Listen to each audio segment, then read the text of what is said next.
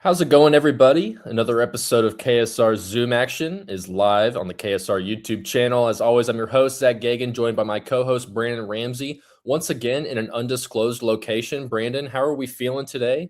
Before we start diving into the meat and potatoes of what we're doing here, just what's going on? How are you doing? Any big 4th of July plans coming up for tomorrow? I'm doing great, Zach. No real big plans. Just kind of hit a little local fireworks deal tomorrow night, probably. But I am, unsurprisingly, watching basketball this weekend. I'm on my way. Actually, we're going to talk about the Puma circuit probably a little bit with Mason Williams.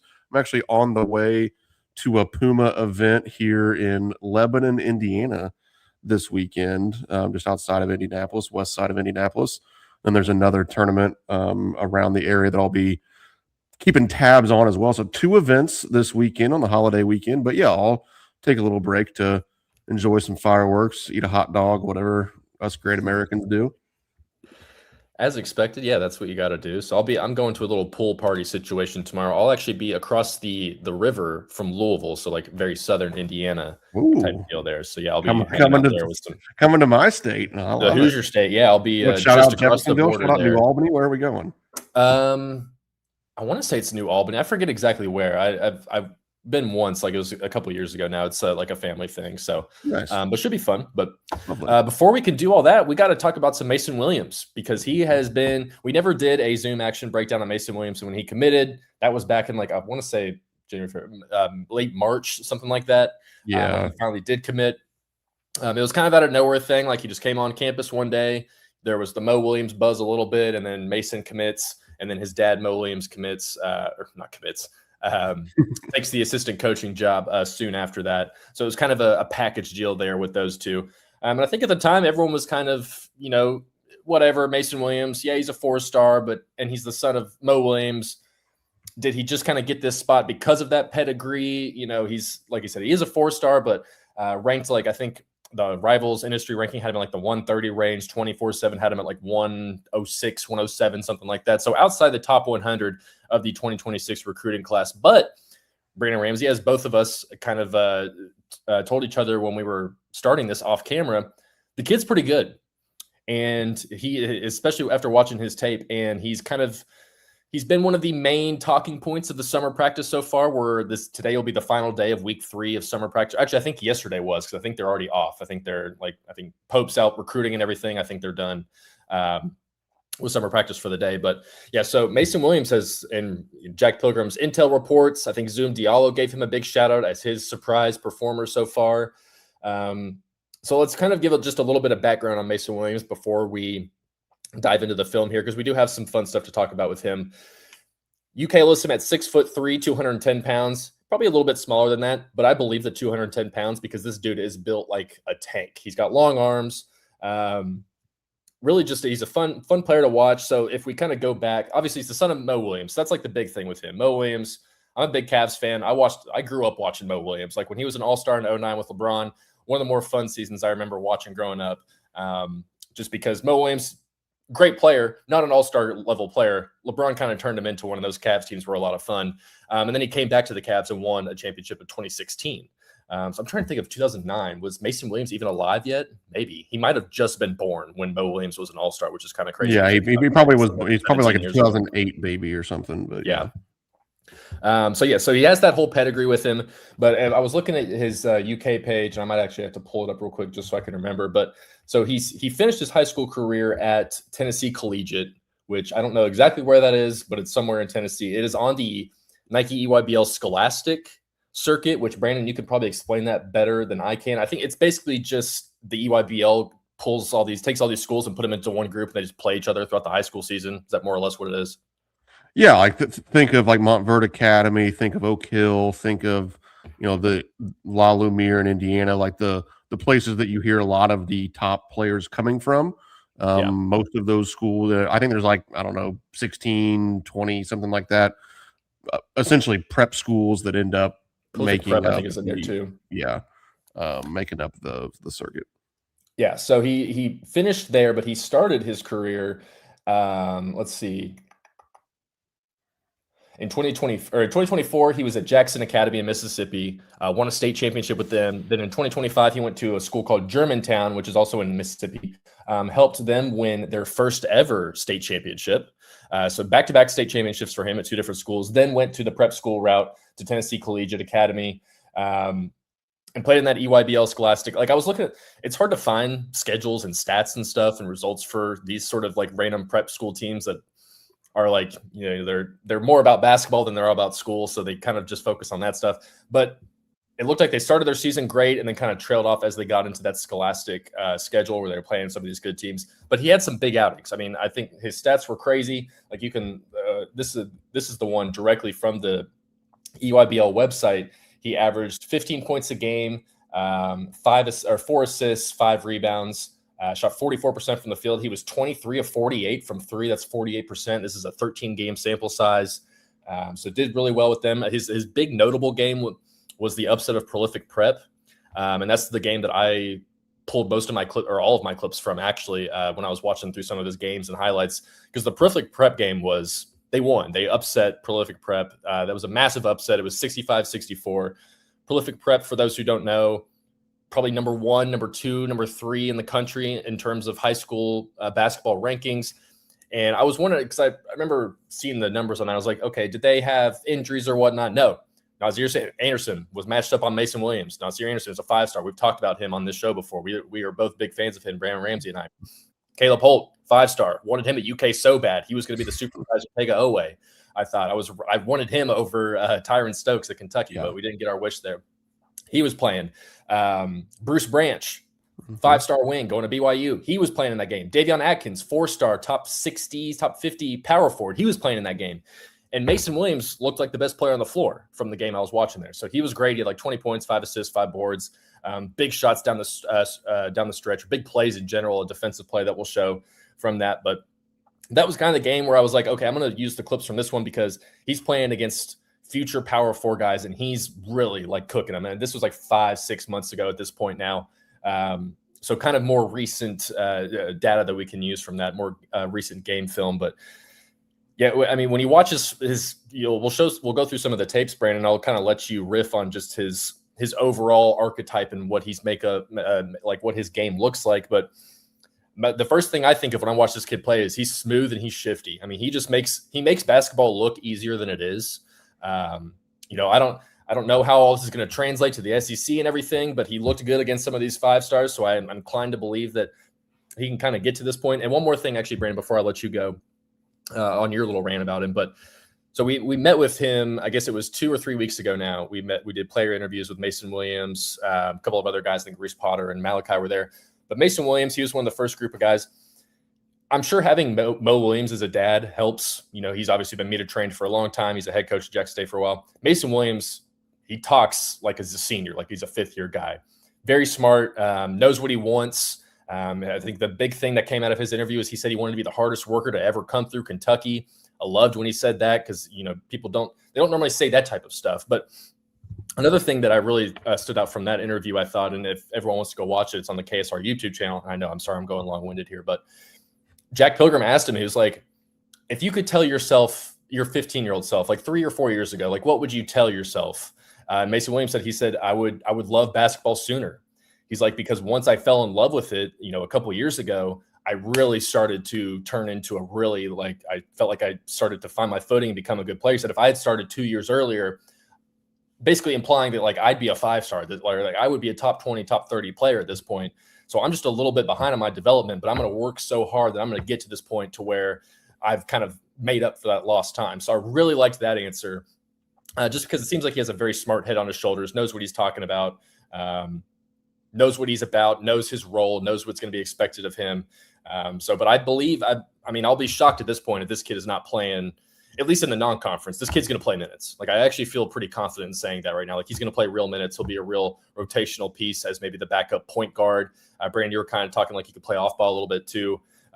So I think he's going to have a role on this team right away. I don't know how large it'll be or if it'll be consistent, but I would actually be shocked at this point, unless things just kind of fall apart for him in the summer, which I don't expect from him because of his background and pedigree and just the work ethic it seems he has. So I do think you're going to see him playing some minutes early on. Brandon, I've talked for too long. Before we dive into the film, give me your just general takeaways from Mason Williams. Like, what kind of stands out about him? And do you think he can be a guy that maybe contributes right away for Kentucky? Yeah, a few things before we dive into the film that each of us have. First, Holly called it out in the comments, but like, comment, and subscribe if you have not done so already. So leave this video a like if you are here. Make sure you are subscribed to the channel. It makes Stephen Peak very, very happy. I want him to be able to afford fireworks this weekend. So let's do all the stuff that you do to YouTube videos. But as it pertains to Mason Williams, a couple of things that I really like about him. Obviously, the pedigree is there, and I think that anytime you have a father who is an NBA All-Star that's a 13-year veteran who's been a head basketball coach at the Division I level, like there are going to be some intangibles about your game. I mean, Zach, you mentioned kind of the maturity that he seems to have, and maybe the media training and being mature as a talker and as a communicator. Like those things do help you be ready earlier in your college career than maybe some other people. And I think that he checks a lot of those boxes. But I remember I pulled up my film room breakdown of Mason Williams, which is on the Kentucky Sports Radio website from a few months ago. And the thing that I really wrote about the most then was his shooting ability. This is a very, very good shooter. And I think that for a Kentucky team, obviously a lot of those worries were essentially nullified once Milan Momcilovic signed and you bring back Cam Williams. But I think there's still maybe a question of like, all right, guys not named Milan Momcilovic, especially with, some of the concerns with Cam Williams being in a boot and all these different things. Like, who are the other guys that are going to make threes for this Kentucky team? Well, if and when Mason Williams is on the court, he's going to be one of the best shooters on this team. Zach, you mentioned his EYBL Scholastic numbers, making almost 2 threes a game at nearly 50% in some of those Scholastic games. There was some synergy data that shooting off of ball screens, he was 7 of 11 from 3. Obviously, that's a pretty small sample size, but it shows that he can create his own shot. He can make some off of the dribble as well. So, obviously we think of him, and I think it's true that he'll serve some backup point guard, or he'll play some backup point guard minutes. He'll play that kind of primary playmaker role some when he is in there. But when you think about Kentucky's zoom action offense and how much the ball moves and you're off the ball quite a bit, he's definitely a guy that's going to be a shot maker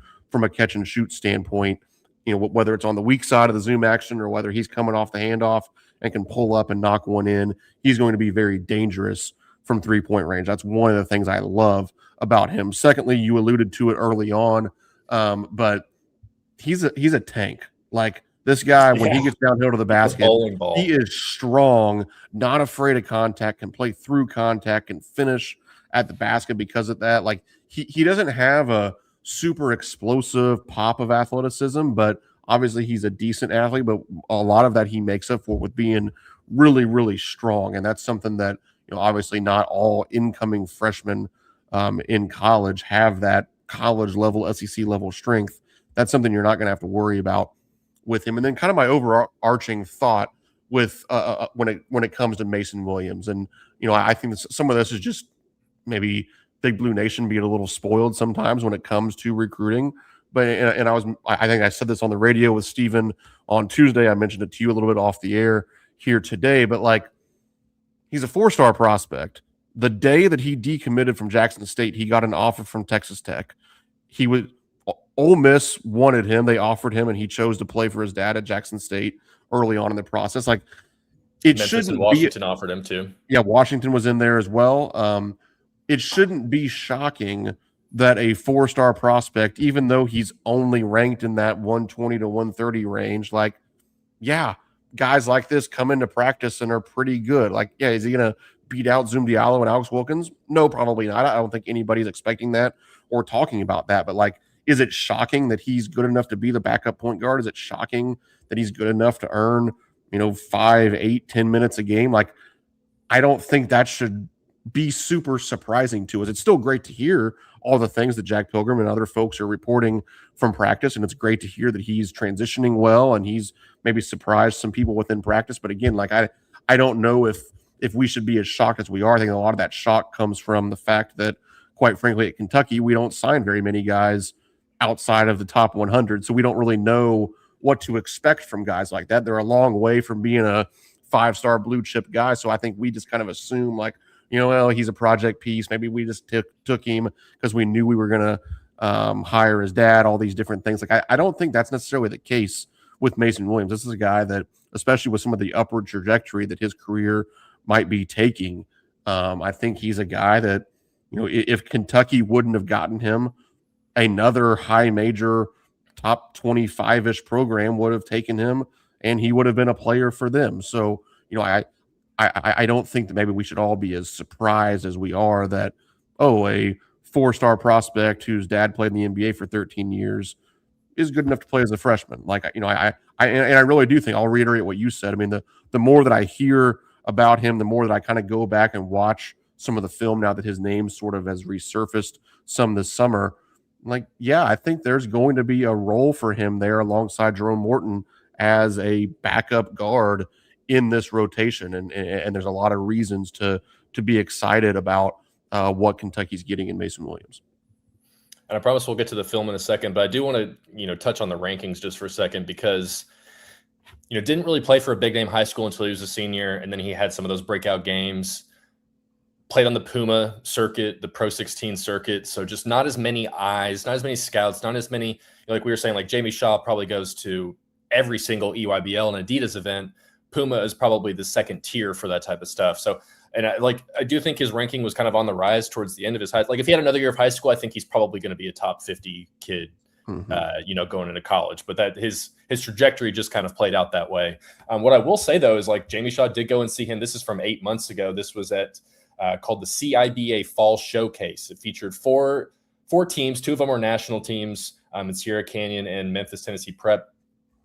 And Jamie Shaw was there for that. And the second best player he saw at that event, he said, was Mason Williams. He loved the paint touches, the downhill capability, is really good at playing off 2 feet, just headstrong type guy. And guess who was the MVP of that event? Was a 5-star, Brandon McCoy, and he's playing big-time college basketball. So pretty good to be number 2 on that. And at this point as well, Jamie had him listed as a 3-star. So he had already he'd moved himself up from there. So I think if he had a little bit longer of a runway for the rankings, he probably continues to move up a little bit more. I just don't think people got as many eyes on him as maybe they should have until he was around his senior year. And like Mason said, he didn't really start taking basketball seriously until he was probably a sophomore or junior, and then really started realizing that he could be a dude. And then like the offers, like he had real offers from other schools. Like he was going to go play somewhere else if it wasn't for Kentucky. So let's go ahead and let's dive into some film here. So we do have some stuff. We're going to let Brandon's clips play first. Let me figure out where I'm going. There we are. I'm just going to let Brandon, I'm going to let your first 3 play through, and then we will just kind of go back on them, and you can touch on whatever you'd like. So lovely. Smooth is the word that I keep thinking of when I watch his game. Just has a knack to him, like kind of never really seems to get under pressure there. Like just a really great. Brandon, I know you have a stat about his pick and roll stuff. I'll let you say that after these clips run through, but just kind of keep that in mind, viewers, if you're watching right now, because that was a nice pick and roll play there. This is just nice. This was from the Puma. I actually remember watching this in one of the highlights. Just a beautiful. I mean, it just looks smooth, clean. Like I don't know other way to describe it other than he just looks like he's very confident in his game. Nice crossover there to hit the corner 3. Again, big time opponent right here. You can't see at the bottom, but they're playing La Lumiere from Indiana. Brandon's spot there. Again, pick and roll, gets to his spot, right hand jumper, boom, goes right in. Brandon, give us that pick and roll stat that you had I forget exactly what it was, but you said you had a synergy stat, and then tell me, and then I'll walk through these plays and you tell me what you like. Yeah. So during that EYBL Scholastic season that Mason Williams played as a senior there at Tennessee Collegiate, he was like in the top 5 in terms of usage as a pick and roll ball handler. So really that fits the mold of Zoom Diallo and Alex Wilkins coming in. Like we're talking about very high usage guards, guys that are used to having kind of the onus of the offense on their shoulders. They're used to having the keys to the car. so to speak. And I think once again, it sort of shows like for his team, Mason Williams was the guy. Like this wasn't just another dude. It wasn't like, well, yeah, Kentucky took him because of Mo Williams. Like for Tennessee Collegiate on the highest level of high school basketball that there is, the UIBL Scholastic Circuit, he was the man, and he was the man like other highly ranked 5-star prospects across the country, being one of the highest usage pick and roll ball handlers in that circuit. Obviously, I already mentioned how well he shot it off of the ball screen in those games, shooting 7 of 11 from 3. You see a couple of those there. And like, you mentioned that being La Lumiere in the one clip. That's Phurlandis Wright, who's committed to Louisville, hard hedging that ball screen. He kind of beats him around the edge, pulls up. He plays with some pace, like, reads that hedge. Like when the hard hedge came in that first clip, he whips that offhand, left-hand pass across the floor here against the hedge. That's impressive. Once again, that's where some of his size comes into play too. He's able to read the defense and see over guys. And then these next two, he just, plays with some good pacing where he can just get a feel for his defender, see what's open, pull up, knock down that shot. The shot is so pure. Like I think you can really see it there off the dribble in these clips that he is very comfortable shooting it off of the bounce. He remains stacked. His body's all in on balance and in one motion into his shot. And I really do think that's something that's going to translate and get him on the floor. Is not only does Kentucky need some depth at the guard position, not only do they need some ball handling and some playmaking, but you can always use shot making, and I think that'll be a key for this team as well. And when you have a guy who can be on the ball and provide some shooting, that's something I've preached for the last couple of years now. When Coach Pope continues to talk about wanting to shoot 33s and all these different things. Like I always say, the easiest way to increase your number of threes taken is to be able to have your point guard create their own threes, or have a big man who can pick and pop and kind of provides matchup issues. And I think this year Kentucky might be able to get a little bit of both of those things with some of the guards, especially Mason Williams and Alex Wilkins, guys that can create their own shot and shoot it in from 3. Obviously, what Milan Momcilovic can do as a pick and pop guy, what Usman Njai might be able to do as a pick and pop guy. I do think that you now have some of those pieces in place to really see Kentucky's 3-point numbers increase as a whole. And obviously, when they're going in at the rate as Mason Williams shot in the UIBL circuit, what Milan Momcilovic has done across college basketball in his career, you definitely have guys that qualify for the shoot 'em all tag. So I think Mason Williams will probably be one of those guys when he is in the game. We'll be getting some shoot 'em all Masons from the @BRamseyKSR Twitter account. Yeah, and I don't know. I don't even think I have many like clips of him actually driving and getting into the paint, but that is a big part of his game too, and something that he's really good at. So we can talk about that a little bit too, Brandon. But one thing I did notice is like he shoots right-handed, but the kid loves to dribble with his left hand, loves to play with his left hand. Like if he gets to the rim going to his left, he'll still try and shoot with his right. But I don't know if he's ambidextrous or not, but he really is he's very capable of dribbling with both hands. And another thing I want to kind of ask you, Brandon, is with this high pick and roll usage, with being a guy that's experienced a lot of that, do you think that will give him a little bit of an edge going into college? Do you think that will help him a little bit, having so much experience in the pick and roll, where there's going to be a lot of pick and roll heavy, pick and rolls? I mean, that's a big part of basketball right now, is like how you can attack pick and rolls and, kind of exploit defenses. Do you think that will help him a little bit, maybe give him a little bit of an edge going into college? Yeah, I think, probably a couple of the ways that really translates to Kentucky, who maybe isn't as heavy pick and roll as some other places, right, or at least, we're all sort of projecting that they get back to more of that zoom action stuff this year. So it'll be more playing off of a handoff as opposed to a ball screen, but really like that's a similar read as a point guard. So that's just kind of semantics breaking down between those. But yeah, I think it does two things. One, it means that he's really comfortable with the ball in his hands, and basketball is played with the ball in your hands ultimately. So you want to have as many guys on the court as possible who are really comfortable with it. Again, I'll say it probably every show. Think about last year. Think about playing Iowa State. It sure would have been nice to have more dudes who were comfortable with the basketball in their hands. We had like one half of a player who was comfortable with the basketball in his hands.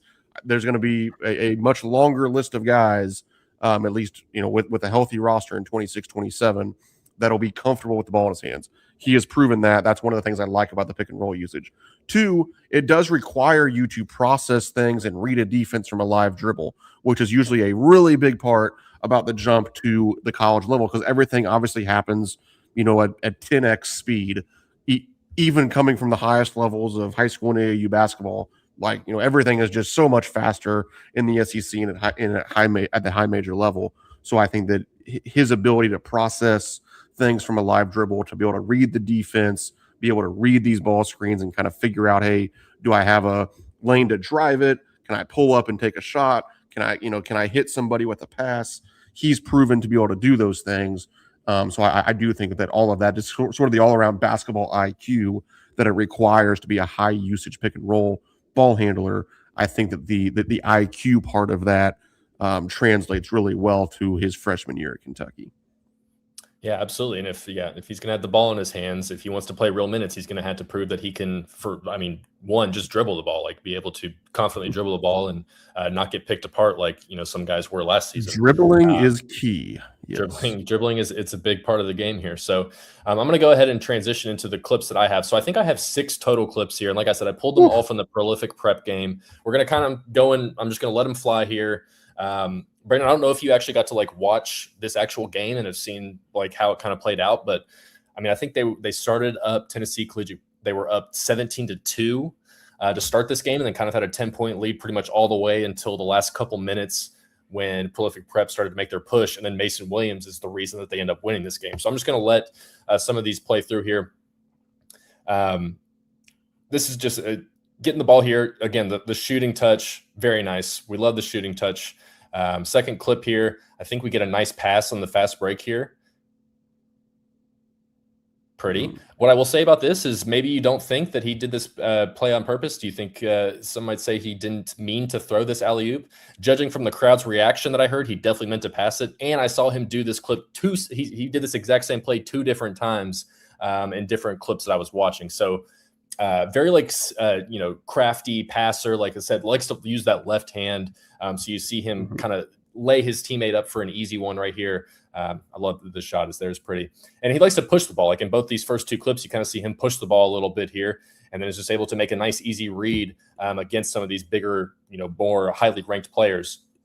This was just a simple pass situation from him here. You see the score is 17-7, end of the first quarter is coming down. Or no, I'm sorry, that's the first, that last clip. But on this one here, just an easy, gets the ball, quick read. He sees he's got his guy down under the basket, easy pass down there. Looks like it's now an 8-point game there. Now we're getting closer to the fourth quarter here. I think he's matched up against Nasir Anderson right here. Goes straight at him, bully balls his way to the rim for a nice 2 there. So I think that's the only real, or no, there's another paint touch clip coming up here, but this one was good just because you're going up against a guy who's a 5-star, a top 10 guy in the country here. Close. It's a 4-point game with 3.5 minutes left. They need stops. And Mason Williams, again, left hand, puts his shoulder into him a little bit. Nasir Anderson's a little bit smaller, but Mason Williams takes full advantage of that, gets to his right hand, easy layup for him there. Again, time and score here. It's a 1-point game with a minute left. He's going to get a ball screen. Again, more ball screens with him.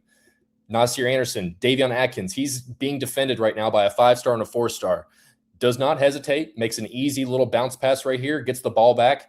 Again, puts his elbow into the guy and just makes a clean little pull-up jumper right there. This is the best play of the game. So Nasir Anderson has the ball. I think there's about 10 seconds left. Prolific Prep is down 1 point. You got Mason Williams guarding him right here. Mason loses him a little bit, swipes the ball away right at the end there. He gets this block here. It's kind of hard to see, so I'll let you see it again. But Mason Williams gets this block on Nasir Anderson, who had a layup for the game-winning layup. So, and he did that a couple of other times where he did kind of the chase down block where he gets beat a little bit around the edge, but it's funny too because he's not the most athletic guy, like you said. He doesn't dunk the ball. Every time I saw him on fast breaks, he lays it in, does the whole maybe touch the top of the rim and just kind of roll the ball over the rim. But he can do plays like this pretty consistently where he can be the trailer and can block his guy. And especially doing this against, again, a 5-star, Nasir Anderson. Is just able to stay in the play. We saw Otega Owe do this on Jeremy Fears 2 seasons ago after after Otega hit the potential game winner, then he has to race down the back of the court. I think that's the SEC tournament game. Has to race down the end of the court and then block Jeremy Fears Jeremiah Fears. Jeremiah. Jeremy's Michigan Yeah. State, right? Yeah.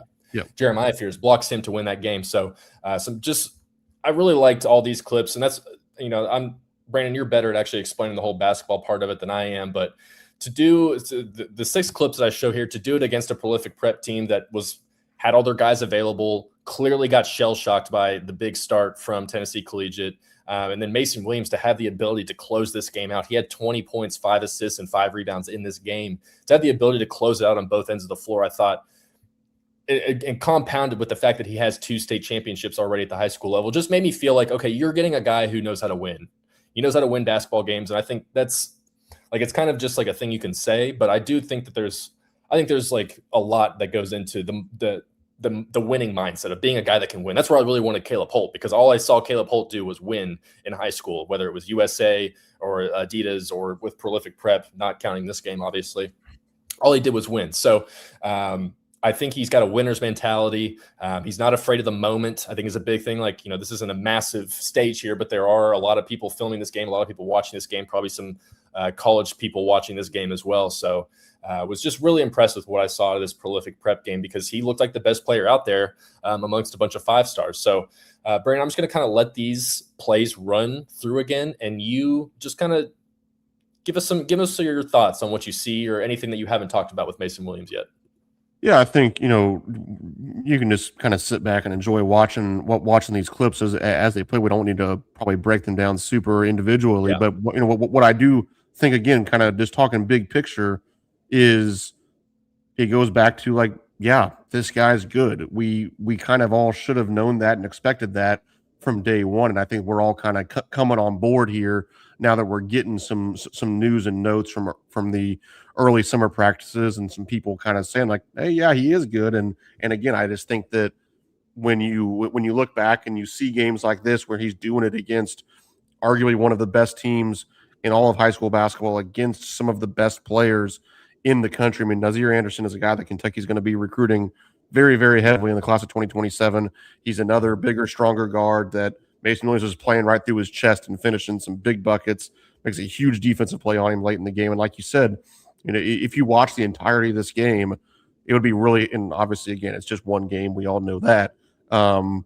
That's one of our segments from the season. It was just one game or whatever. It's just one game, but we'll do that again next season. Yeah, don't you worry. But I think it shows that there is some real upside here that goes beyond the ranking, goes beyond where he ended up, and I do want to touch on that as we sort of transition here from the film into just talking more about him. But you kind of gave some background on how some of the national scouts and folks don't necessarily get out to the Pro 16 circuit as much as the Nike or Adidas events.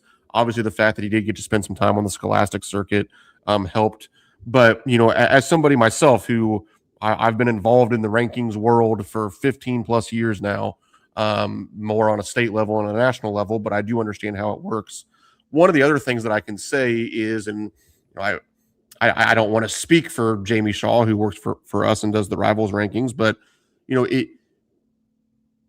when you commit to Jackson State early on, I mean, he committed like December 1st, or he decommitted December 1st. I forget when he did when he committed there, but for a few months, yeah. Okay, so he probably committed mid to late fall, going into his senior season, really. So it makes it easy to not move him up. Like there's a lot of people in your ear when you're a rankings guy, and that is probably 100-fold for Jamie than it is for me. He has AAU coaches all over the country begging him to move their guy up. He has agents in his ear begging him to move up, families of the players, all these different people that are coming at him. And, somebody has to be ranked at number 1. Somebody has to be ranked 125th. A lot of times there's not a whole lot of difference, especially kind of in different buckets. Like, you have your 5-star guys. Well, you could rank them 1 through 14. I could rank them 1 through 14. Jamie could rank them 1 through 14. And like there's not a whole lot of difference. And certainly that's even more true as you move down the rankings. Like the difference between 75 and 125 is like nothing. Like It's just the fact that the way numbers work, one of them has to be 75 and one of them has to be 125. And when you're already committed, especially admittedly to a place like Jackson State, it's a little bit easier to put that guy at 125 because, hey, he's committed. What does he care where he's ranked at this point? Plus, he's committed to Jackson State. That's not super sexy. Going to play for his dad. We can put him down towards the end, and I'm probably not going to get an email from Mo Williams complaining about it. And I don't mean to break immersion and kind of tell some of the dirty little secrets of the rankings world, but I can promise you sometimes things like that play a role of like, who am I not going to hear from about this? And sometimes that person gets the short end of the stick. I'm guessing that might have been at play a little bit with Mason Williams here of like, hey, it's just a little bit easier to keep this guy ranked lower as opposed to kind of needing to move him up as he proved that he was capable of being a higher ranked player. And, games like this against Prolific Prep, I think prove that this is a guy that could probably be, ranked higher than 120th or whatever in the country. While I say that, I do think it's important, as we wrap up here, and I mentioned some of these things in my film breakdown on KentuckySportsRadio.com. There are also reasons why he was ranked where he was ranked. He's not so small. Yeah, he's not. Yeah, he's 6'2", 6'1", 6'2". He's super strong, but he's not Zoom Diallo's height. He's not Alex Wilkins' height. He's a smaller height-wise guard. He's also not super explosive. I mentioned that earlier. Like the strength makes up for some of that. Athlete. But he's not going to be a guy that rises up and dunks it on you. He's not going to be a guy that just absolutely speeds by you, especially in the SEC end to end or in a ball screen situation. There were also times that, despite what I just said of him not being the quickest end to end, there are times where he kind of gets one track minded into playing downhill, and I think that some of probably spending a lot of time throughout his life as the stronger bully ball type of guy, I think he's still playing out of some of that where his pacing could use some work at times. Like he just kind of starts going and he thinks that his strength can just sort of allow him to get all the way to the basket and finish. And obviously, as he continues to go up in level, that's going to only get harder and harder. So I think that, playing off of 2 feet, that sort of 8 to 10 foot fall away jump shot that you showed in one of those clips, I think we need to see more of that and less of him sort of forcing his way to the rim, where especially in the SEC, I think it'll be harder for him to finish. So, I don't want to, spend this entire film breakdown, Zoom Action episode of like acting like he should have been a 5-star, acting like he's going to play 25 minutes a game. Like there are reasons why he was what he was. Do I think that he has some real upside to surprise some people, and especially with what I've talked about with his ability to shoot it, and then the early returns from practice? I think there's reason for optimism, but it's also not likely that he's going to be like this massive needle mover as a freshman. Now there's maybe room for him to grow into that down the road, and hopefully he is a guy that can spend 2, 3, even 4 years or 5 years, I guess now for 5 and 5 in Lexington. But I think he can play a very important and valuable role on this team, and you need guys that can play backup minutes and play 5 minutes one game, 12 minutes another game, different things like that. But I also at the same time don't think that like we're all of a sudden in this world where the revelation is he's going to be the SEC 6th man of the year or something like that.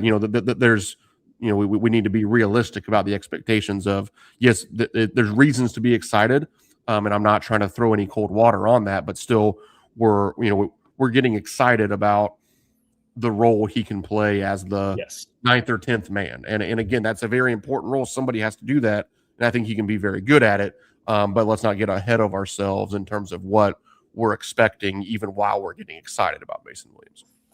Yeah, what you just said is probably the most important part. Like everything we spent the last 39 minutes talking about, think of it in the context of he's being the backup point guard. Like don't think of it as we're saying that he's going to be the starting guy playing 30 minutes a game. Like, and like I said it off top, like can he be a guy that plays in the SEC? I'm not entirely sure yet, and it's because of things you just said. Like he can get a little bit of tunnel vision when he gets in the paint. Like he's still a little bit smaller, so he's big, but he's still small, so he's going to have trouble getting his shot off sometimes. Like I think he's a really good processor outside the perimeter, like especially in that pick and roll. He's just really smart and confident. But once he like really puts his head down, he can kind of maybe lose track a little bit of what's going on around him. So that's why I'm not entirely sure. Come SEC play, maybe he's he probably can get the 10 minutes a game or something like that in non-conference, especially against some of those bad teams, because there's going to be a lot. There's going to be like a dozen of these like low major, mid-major teams that Kentucky's going to play. So I think he's going to get his time there to kind of prove himself, get himself adapted a little bit.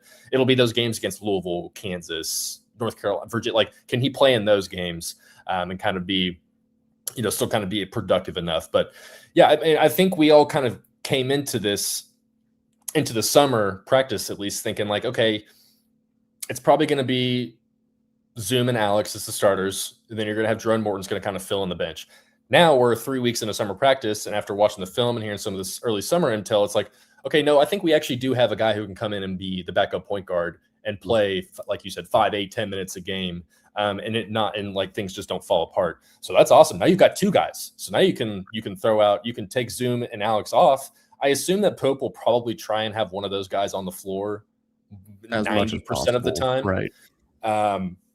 But you can see a world where Mason and Jerome are sharing the floor together, and things can still, be smooth, especially against. One of the things I like, Zach, not to cut you off, go for it, please. But one of the things I like about all of these guards, I think when Zoom Diallo is in the game, he's going to be the de facto point guard. But the other guys, Alex Wilkins, Mason Williams, and Jerome Morton, all of those guys can be the one or the two, in my opinion. Like Jerome Morton was a 40% 3-point shooter. Jerome Morton played the one for like half the season at Washington State.